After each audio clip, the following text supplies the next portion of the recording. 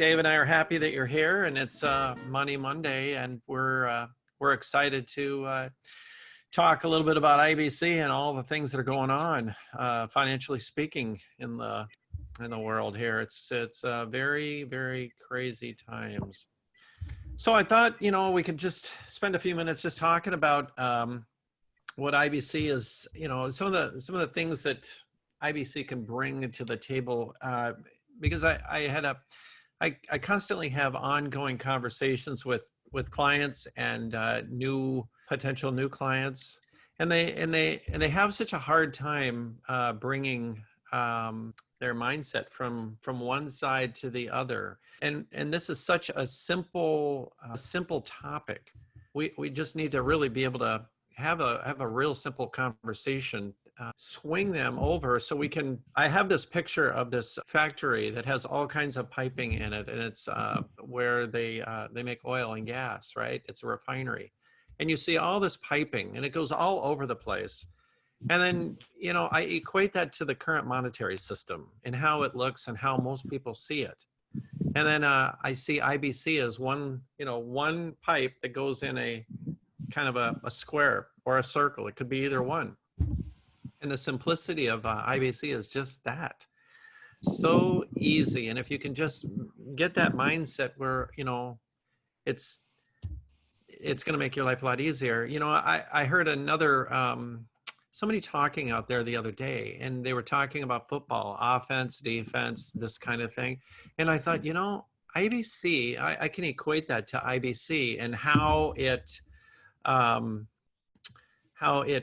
equates to football, because IBC encompasses the perfect financial offensive and defensive financial position, because it covers everything that we want to have in a financial vehicle. It's the perfect defensive position because of the way the monetary system is going right now. And what I mean is this. So if you had money sitting in a bank account right now, you're actually losing money, because the interest or the inflation rate is 2 to 3% right now. And it's only going to go up. And what that means is the buying power is going to go down. And so if you put $1 in your bank today and a year later, it's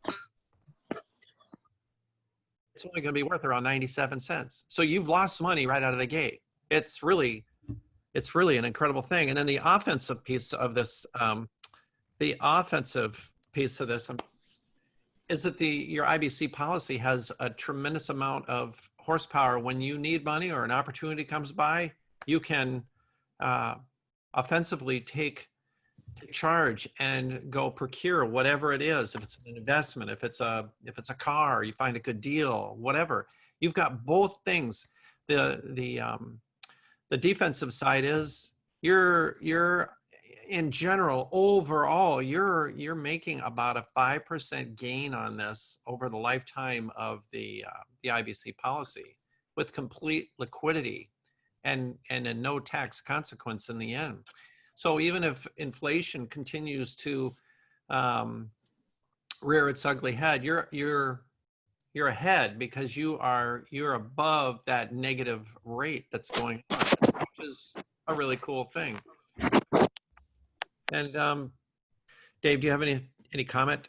Really quick. Well, no, Paul, you made some good points there about offense and defense, and I actually just had a conversation similar to that with my youngest son this morning, because he just paid his annual premium on his policy today, and I got to give him credit. I mean, he's 23 years old. He just wrote his 4th annual payment for $9,100 for his IBC policy, and he's been sitting on it, and we were having the discussion. He asked me, "Okay, Dad, what am I going to do with this?" And I'm like, "What do you want to do with it?" He goes, "Well, I don't know." I said, "Well, then we're going to let it sit there, because it's going to sit there and earn interest until you need it." And he doesn't need it right now. And I said, what you're going to need it for is something's going to come along where you're going to say, I don't need a bank loan. I can go take out the money for this now and use it. In the meantime, I said, talking about defense, it's sitting there. You've got an earning interest. It's growing. It's not at the whim of the Federal Reserve or a bank, and it lets you sleep better at night. Which for a 23-year-old, I don't know how much that applies, but it is. In what it is it's all yours. And when you decide to do something with it, nobody's going to know about that transaction, but except you and who you are transacting with, which is another fabulous part of this. Absolutely. That's a great point, because the contract is between you and the insurance company. Nobody else even knows it exists. And so, and you have 100% control of it. It's just a crazy, incredible tool. People get so freaked out that it's life insurance. One thing I say over and over and over now when I'm in my presentations with people, it's like, if you could put $1 down and know immediately that dollar turns into $100 once you sign the contract, would you be excited about that? And I mean, well, of course you would. I mean, where else in the world can you put a dollar down and get multiples of that in return with a snap of a finger? Although it does happen as a beneficiary to your estate, however that looks, it's still an incredible exchange for money. And that's just kind of like the end game for the infinite banking concept. The cash value and the growth and it's so anti-establishment. It's just amazing. I don't know how people can say no to that, other than they're freaked out by the term insurance or life insurance. So, okay, question for you. Then how do you get past that? How do I get past that? Yeah, I mean, because what we're talking about IBC here, and it is a sticking point with a lot of people, because they always think about the insurance portion of it. Yeah. And they don't think about it using it as a tool. So when you're talking with customers, how do you get past that? I ask them what they want in a financial vehicle, if they can even articulate that. Most people can't even articulate that, right? They work hard for the money and they just pass it off to somebody else and let them deal with it. And it's like your 60th or 65th or 70th birthday will happen if you make it that long. Are you willing to wait to open the door and see a Walmart meter greeter vest? That's. And you're right, Paul. And the problem that we run into as IBC practitioners, you'll agree with me, is that we have the full weight of the current financial system against us, in the sense that they are the message that is continually out there is you as a wage earner or as a entrepreneur or as a business owner, make money. Once that money is made, let it go and let us manage it for you. Yep. Us, whether it be banks, stockbrokers, whatever. And we try to get you a return. And history says that you should make this much, but in the end, and it's a great sales job, because they're going to say, oh, look, it's 8% a year over the course of the last 75 years in the stock market on average. But like we've talked about in the past, but you take medium up and down, you take $1 and start here. And when you're age 70, start over there. When it's going like this, if you happen to be on one of these down here, when you're ready to retire, all of a sudden your return is closer to nothing or negative. The average real return over a 35-year working life since the turn of the last century, since 1900, is closer to 2%. That's amazing. And the problem is that people, that's the dirty little secret that nobody's going to tell you about. They're going to show an average return of the market, but they don't show, if you put $1 in here, what it was 35 years later, what that dollar actually became. And, right. And that is the hardest. It's the thing that IBC, when you sign that contract with the insurance company, you're looking at longer than 100-year history of returns, and they are guaranteeing you a return at the end. They guarantee it, and they've done it going back to 200 years. 1900, yeah, for over 100 years. And that is the hardest thing for people to get their heads wrapped around. Is this is not It is insurance, but it's not being treated as insurance. We're treating it as a financial vehicle and Tool. tool. And you and I, we were having this discussion before we started tonight. Even I, and you're better at this than I am. I'm the one who, shoot arrows at me. In my own personal life, periodically my wife and I will look at each other and we'll go, "Oh my gosh, what have we done? We've just fallen back into the old routine." And we say, we got to stop a second. We're not going to make that. We're not going to just go out and even pay cash for something. We can run it through the IBC policy and pay back the loan out of our own stuff, but continue earning interest and use that cash for other things. And it's a very hard thing to get your head wrapped around. And I'm going to add one last thing. You and I are in the business, and so we are always thinking IBC. Everybody else is going on about their lives, and the only time they think about it is when an email shows up from Paul or Dave saying, "Guess what? We're go in an hour for Monday night, money talk, and Money Monday." And and that is the thing that our job as practitioners is to hold these educational sessions and keep everyone thinking about it.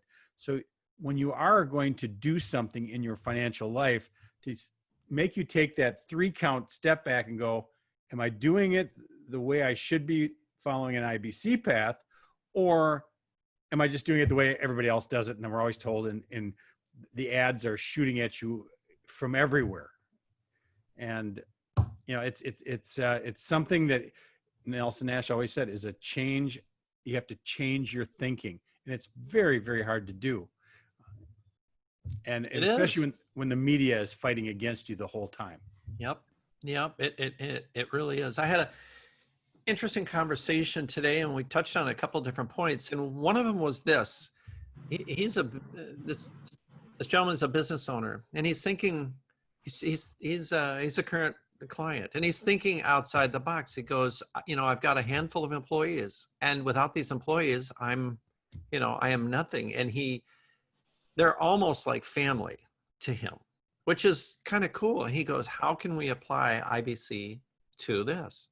And I said, well, there's multiple ways we can do that. One would be a key man insurance kind of a situation where the business could buy a policy on the different, so the business could buy policies on each of his employees specifically. And he could do it any number of ways. But one of them is that the company could just own the policies and then forever own them, whether they're still employed down the road or not. Another one would be like a key man insurance piece of it, where he could split the insurance down the road or split the cash value with the client at some certain point down the road. And that would be what? An incentive for the employee to stay parked with his company, especially if he's a very valuable asset to the company. And or he could also take that policy, the company could take that policy and say, hey, you know what, 10, 15, 20 years down the road, if you stay with us, and everything is good, at the end, the policy could be yours. And we could change ownership, and then the ownership would go to the employee, who would take ownership, and then he would have all the cash value policy would have had. And then from there, he would also be able to turn the beneficial interest on over. And then another conversation with another client I was talking to this past week was pretty interesting. They're like, my church, how could my church use something like this? And I said, you could change the trajectory of your church forever by understanding this and getting the congregation to understand this. Because what the church could do is come together, pool their money, or however they wanted to do it, and buy a single pay, 1-year single pay premium on their partitioners or whoever they want inside the system. The downside, you would think, would be, it's going to be out of the box MEC, which is a modified endowment contract, which means that it's going to be a taxable consequence or taxable event at some point. But if the church is a 50c3 non-taxable entity, what does that mean on the tax consequence for the church? Yeah, there isn't one. Means none. It's just like you see the churches, they spend money on different things, which is fine. But if they would simply turn this around and just think a little bit differently and take some And, of that and, money and start buying policies. and so you were talking just a little bit more specific on that because it's interesting. So you were talking that they would, the actual church would be the owner of a policy on whomever, the Yep. pastor, the deacon, whoever it may be. Right. They would continue to own that. And once again, not worrying about the death benefit. They're worried about the ability to use the cash going forward and still The continue death to. benefit would be huge to the whole thing. Well, and it's a huge incentive too. Yeah, Yeah. it is. It's an incentive for a pastor to stay and as an employee incentive package, but it also would allow, like you said, in a one pay, it would give them capital for larger capital projects that they could use in self finance. And they could do as many of these as they wanted to, because there's Right. just that many, parishioners in their congregation. Wow. And so why wouldn't they do that? Because, and the death benefit goes to the church, not to any particular individual. So Correct. as soon as people start graduating, the church may have internal problems, but the financial side of things is going to be amazing. So going down that same path as an employee incentive package, you said, one thing that I don't think people are aware of is you can set up these policies down the road. The cash value can be split between the employee and the company. The death benefit can be split between the employee and the company, and using it as an incentive to then keep an employee in the company or in the organization, but also free money. But it basically is it's part of an incentive package that is outside the purview of the IRS if it's structured properly. And Yes. So it's basically non-taxable income. It is, because of the situation of the church. Yep. Okay. Makes sense. Most people are totally underinsured. Many people don't even have life insurance on themselves. So this should never be a problem within a nonprofit organization, whatever it looks like. But a great tool for the organization to grow its foundation. Interesting. Okay, one other question about, so in a for-profit business, what have you seen where this comes into play as an employee incentive tool? A perfect case in point is the conversation I had today with an existing client, and he's got that small business. And so he had no idea that, those are three distinct ways to go with this. His company is doing well, even though I'm going to say in a depression, so to speak. If it weren't for all the fiat money that was being just, that's a whole nother conversation, but the amount of people that would be unemployed and right becoming destitute would be just phenomenal. So back to your question, I'm sorry, I didn't. It's something we haven't talked about. We've spent a lot of our Monday nights together talking about structuring IBC policies and what you can do with it after and how to actually implement it within your own life. But we had never really talked about the other benefits that are used if you're a business owner as a way of financing within your business, but also utilizing it at the same time as an employee incentive. Yep. And in the end, the employee is going to receive monetary value for just being an employee, but the owner of the policy, which is usually the business, has full access to the infinite banking end of that throughout the employee's life.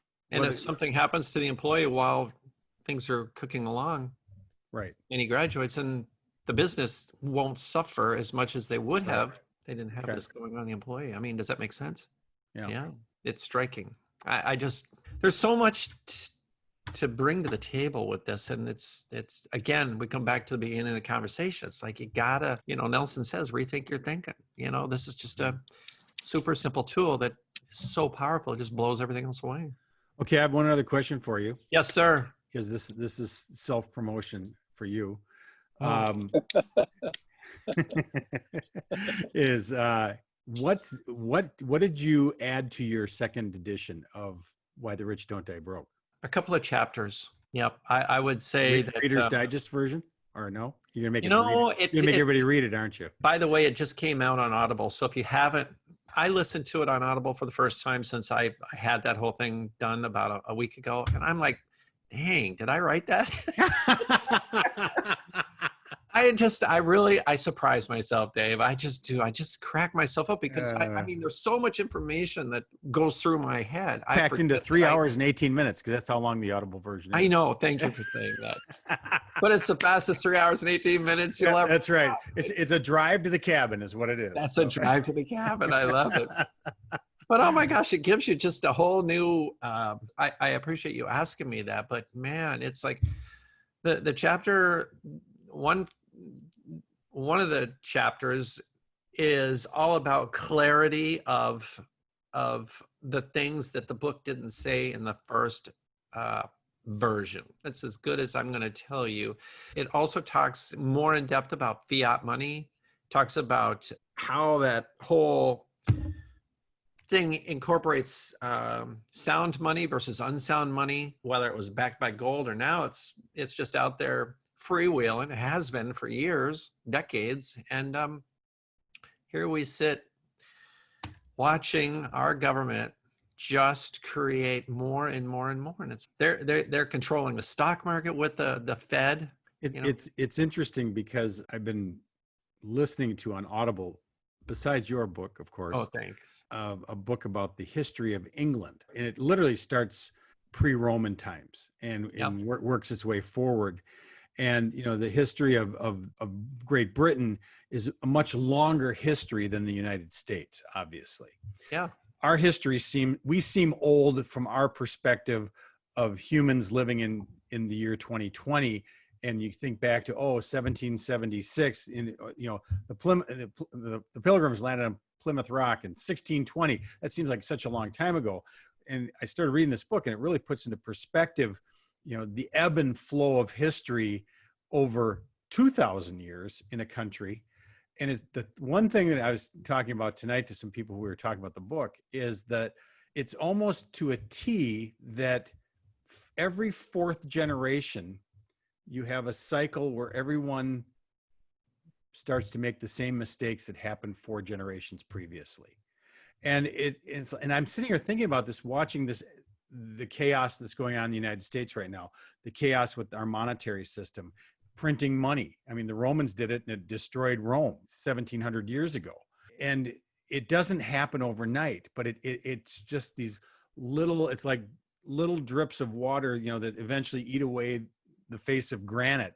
And I'm seeing many parallels to what's going on today to 5 or 6 different events that happen in the history of Great Britain. And I'm talking, the ebb and flow of economies, not wars and things, but wars fall in there.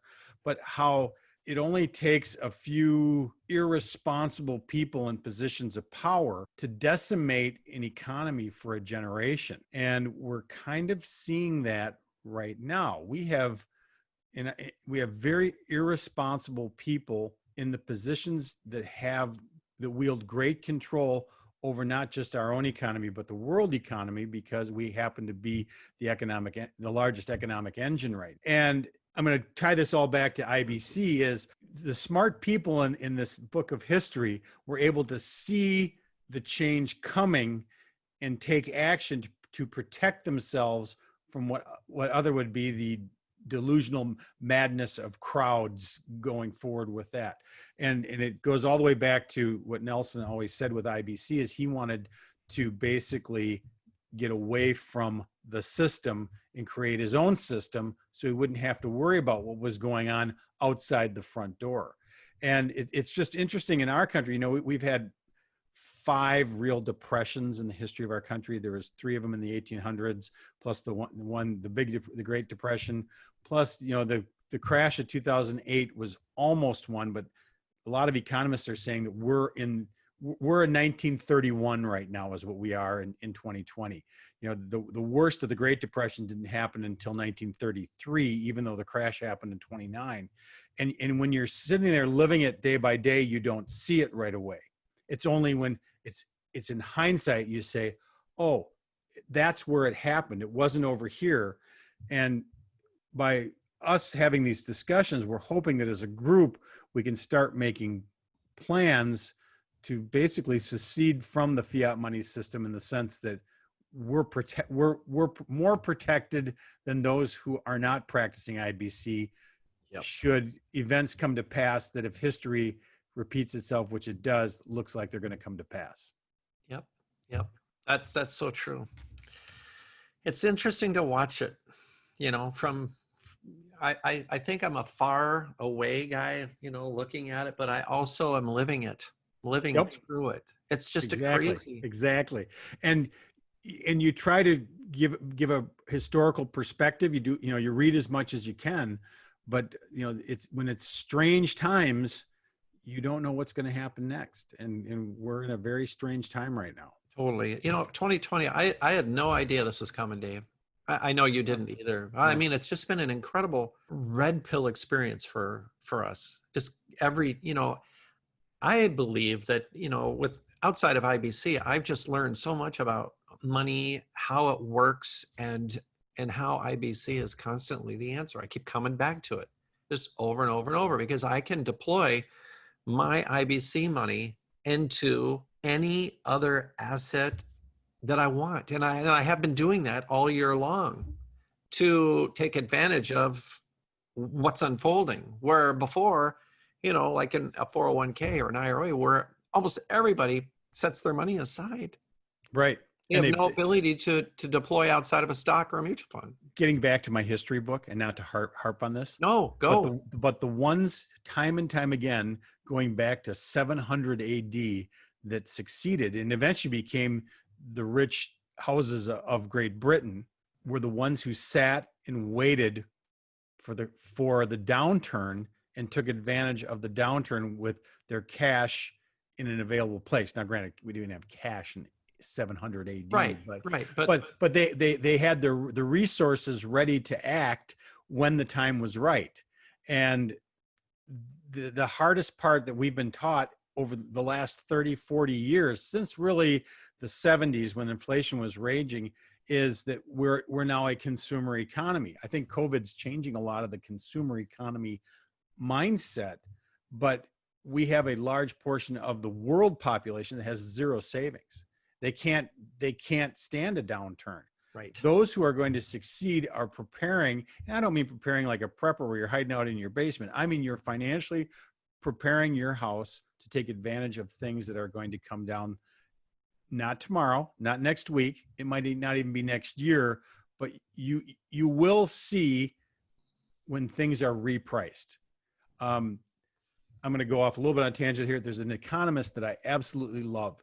His name is John Malden. And actually in the next email I send out, I'm going to put a link to his free newsletter on it. Awesome. And he is a anti-fiat money guy, I guess would be the best way to put it. I mean, he understands that fiat money eventually creates crashes. And he's a Austrian economist, not a Keynesian economist, but he keeps calling it in his weekly newsletters as the Great Reset, because it's starting to happen now. And he was talking about this even before COVID, and he called it the train coming down the tunnel of the debt problem. And it's a worldwide debt problem. And he said it's going to be a reset of debt, basically where countries are not going to be able to pay their bills. So there's going to be a reset. When that reset happens, those who are aware that it's happening are going to be able to take advantage of a lot of things at the bottom that it's going to over the next. And he says, after the Great Reset happens, he said mid 2025, he goes, after the reset, everything will be reset and the climb will start again. The trick is to understand where you're buying at the bottom of whatever buying is, when I say buying. And we're in the middle of it right now. And when you're in the middle of a heated battle, in the fog of war, you can't see when it's going to end. And I'm going to send that out in the next email, a link to his free newsletter. It's not IBC related. It's big picture economics related, but I love it. My people who I always tout him to, I always refer to him as my favorite economist, John Malden. And my kids always laugh, says, "Dad, you're such a nerd. You have a favorite economist." And it's like, they ought to be applauding you, but I know. But he's kind of like an economics rock star, and he's got a lot of people that work for him that write other newsletters that are great stuff. Enough touting about him, but I'm just saying that getting back to this with IBC is we are in the middle of not even the middle, we're in the beginning of the Great Reset. And at least that we're aware of it as a group and we are talking about it gives us a leg up on 99% of the population right now. Yep, 100%. 100%. That's probably the best piece of advice we can share with you tonight is what Dave just said. That's awesome. Awesome. And the more you know about, and I mean, your kid's calling you like the nerd with the, you know, my favorite economist, John. Yes. Malta. I mean, listen, I mean, we both know, and I mean, most people don't know anything about money, right? No. They just, they know that they make it. And they need it to buy stuff. Yeah. Yeah. And yes, you need it to buy stuff, but you can, you know, with infinite banking, besides buying stuff, you can have it do something else. That's the trick. So yeah. Just have that money always working for you for the rest of your life. And then when you need something, use it. It's just like flow the money in that nice little circle and be done, rather than maybe years down the road. Do you want to wait 30, 40 years, right? Open the door and see what? Open the door. Yeah. And see what. What are you going to see? Surprise. Yeah. It's a Walmart vest. You should have retired last year because the market just crashed 50%. It's like, oh my gosh. Anyway. I can't stand it. Well, I know. All right. We're about at time. Perfect. Well, listen, it's been a pleasure. I had a lot of fun today. I know. We get to talk about this. I will send out with the notice that when this gets posted to YouTube with a link to the stuff we talked about, including I sent out with your book on Audible, and it is, you know, I know that's not your voice on there. The guy who did a really nice job. I want you to know that you picked you picked a winner there. So good. It's I was kind of hurt that you didn't ask me to do it. But, well, you know, next time I will. I promise. Anyway, version 3. Exactly. Yeah. Exactly. All Well, right. thanks everybody. Thank you, everybody. Thank you, guys. We'll see you again. All right. Next week. Have a good night, everybody. We'll see ya. Yeah. Bye-bye. Bye-bye.